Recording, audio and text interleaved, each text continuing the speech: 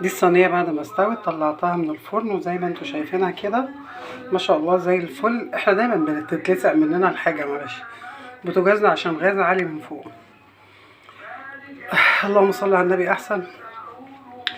اتمنى تعجبكم الوصفه السهله الجميله دي اللي طعمها تحفه. ما حطيتش هريسه النهارده معلش، هو يبقى يحطه قدامه بقى وهو بياكل، عشان انا بقيت بتعب منه. يعني لو عايزه حد بالشطه اقلي فلفل جنبيها وهو ياكله، لو عايزه شطه حطي في نصها نصها، لا بس هتتلخبط، عشان لو في اي طفل ولا اي حد ممنوع من اكل الشطه مفيش مشاكل. اشوفكم فرصه تانية ان شاء الله من غير مقاطعه، هنكلنا في الدنيا عمر. واتمنى ان وصفاتي تعجبكم وتيسر ليكم الحال، وده احنا كلنا بنستفيد من بعضينا. ولو حد عنده رأي في حاجة يقول. مش هقول لكم بقى كلموني من انهي بلد، يعني المسقعة دي مصر، فكل اللي هيشوفها مصريين. اتمنى تكون الوصفة عجبتكم، واتمنى تعملوا لايك وشير عشان الكل يستفيد والفيديو يترفع والناس كلها تستفيد من بعضينا. واشوفكم ان شاء الله في وقت تاني. بسم الله الرحمن الرحيم. النهارده الغدا مسقعة.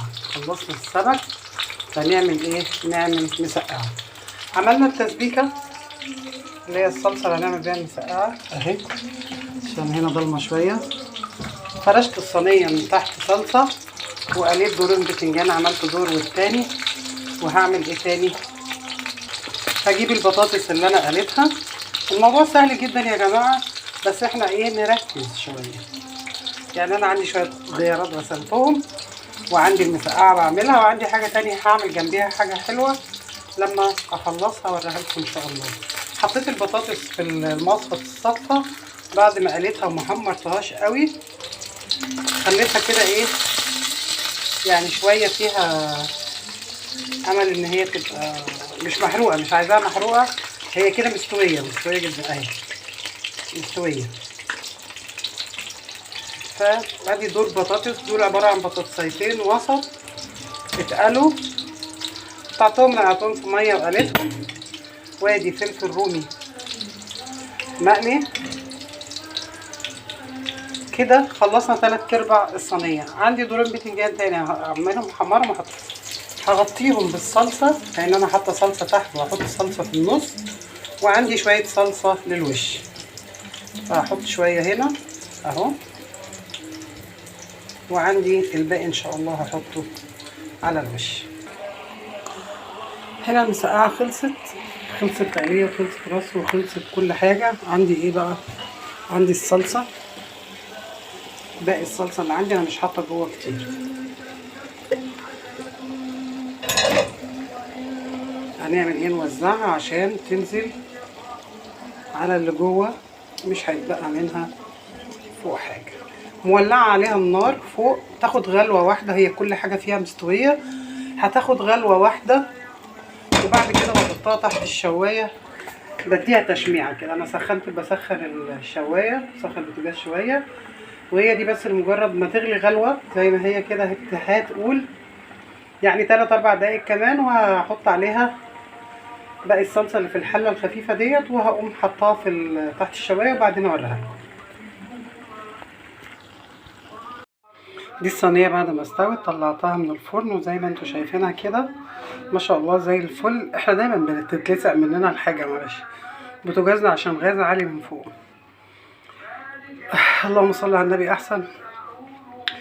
اتمنى تعجبكم الوصفه السهله الجميله دي اللي طعمها تحفه. ما حطيتش هريسه النهارده معلش، هو يبقى يحطه قدامه بقى وهو بياكل، عشان انا بقيت بتعب منه.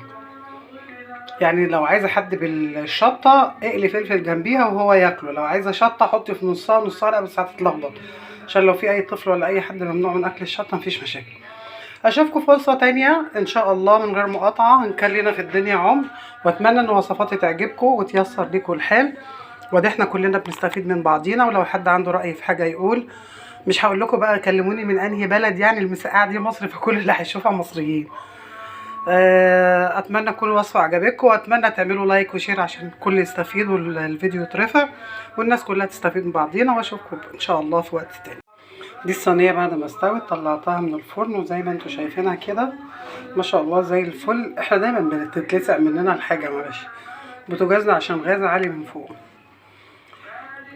اللهم صل على النبي. احسن. اتمنى تعجبكم الوصفه السهله الجميله دي اللي طعمها تحفه. ما حطيتش هريسه النهارده معلش، هو يبقى يحطه قدامه بقى وهو بياكل، عشان انا بقيت بتعب منه. يعني لو عايزه حد بالشطه اقلي فلفل جنبيها وهو ياكله، لو عايزه شطه حطي في نصها نصها، لا بس هتتلخبط، عشان لو في اي طفل ولا اي حد ممنوع من اكل الشطه مفيش مشاكل. اشوفكم فرصه تانية ان شاء الله من غير مقاطعه، هنكلنا في الدنيا عمر، واتمنى ان وصفاتي تعجبكم وتيسر ليكم الحال، وده احنا كلنا بنستفيد من بعضينا. ولو حد عنده رأي في حاجه يقول. مش هقول لكم بقى كلموني من انهي بلد، يعني المسقعه دي مصر، فكل اللي هيشوفها مصريين. اتمنى تكون الوصفه عجبتكم، واتمنى تعملوا لايك وشير عشان الكل يستفيد والفيديو يترفع والناس كلها تستفيد من بعضينا، واشوفكم ان شاء الله في وقت تاني.